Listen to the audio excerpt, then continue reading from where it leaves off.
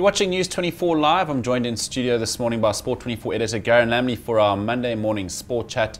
Yesterday, another phenomenal match at the Wanderers. We're going to talk about that, of course, and AB de Villiers' incredible record-breaking feat and touch on the AFCON match tonight between South Africa and Algeria. Good morning, Garen. Thanks for coming in. Morning, Nick. Good to see you. So yes, three guesses about who we're going to talk about this morning from yesterday's match, the Wanderers. Tributes pouring in for AB de Villiers from around the world. Incredible knock that he had. Absolutely. It was the AB de Villiers show, certainly yesterday. Put the poor West Indies attack to the sword. He's playing incredible cricket at the moment. Both, Test cricket we've seen, the 2020s and the ODI, which obviously bodes well for South Africa with the upcoming Cricket World Cup now less than a month away.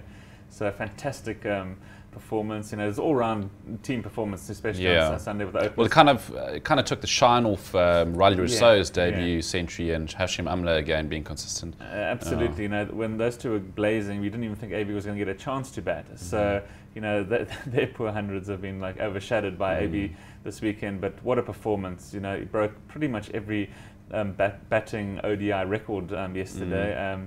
Fastest to do this, fewest balls to do that. It was incredible. I think he had 3 dot balls in his entire innings, so I suppose he could be even better, which is frightening to think.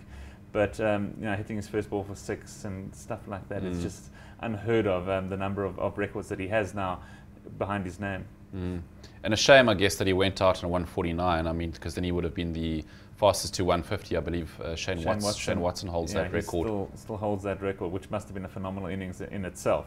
So AB just blazing there in the back half of our innings. Some credit to the West Indies who came back and almost scored 300 themselves, but then went down by a good number of runs in the end. So we're 2-0 up in the series, pretty much all over there.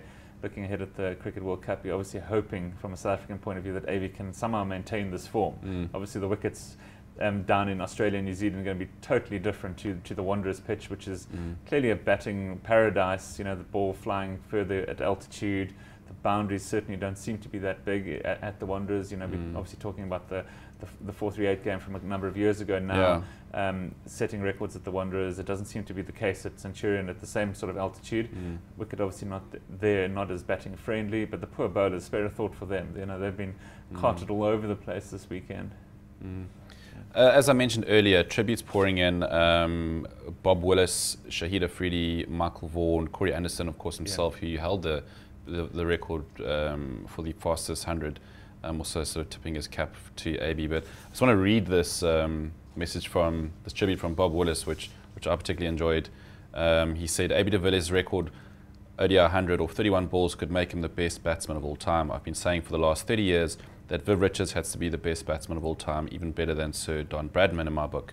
But I'm going to have to reassess because this guy is something extraordinary. I suppose also it's just AB de Villiers' technique, which is also just so attractive to watch, which just makes him an amazing guy to see at the crease. Absolutely. He certainly doesn't hang around. Even at test level, he's not the sort of batsman that will block and bore you to death. But, he certainly gets on with the game from ball one, like we said, hitting a 6 of his first ball. He certainly, gets going from the get-go, which is nice to see. You see too many batsmen these days sort of batting for the averages, not wanting to get out, not, too scared to get out.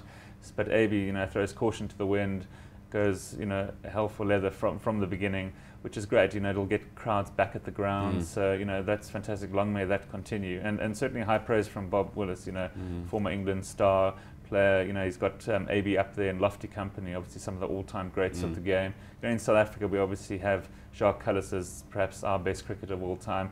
He did most of his run scoring, obviously at test level. AB hasn't quite got as many runs, and he might well not score as many as Kallis does when he retires. But certainly in 2020 ODI sort of shortened formats of the game, AB is probably the most attacking, attractive batsman we've ever had. He's sort of any wickets against any attack, both home and away. He seems to be able to get the job done, which is fantastic. Obviously there's a lot of pressure on him now. For these feats that these results he's put together against the West Indies at home. If South Africa go to the World Cup, we'll be really looking for him to continue in this frame. If not, we might struggle a little bit. We can't expect him to come off every single match. A lot of it's going to come down to our bowlers, and I think that's obviously where our weakness is. We certainly have some good bowlers, but our batsmen, seem to be our strong point. So, we're going to need them to come to the party down under for us to walk away with that trophy.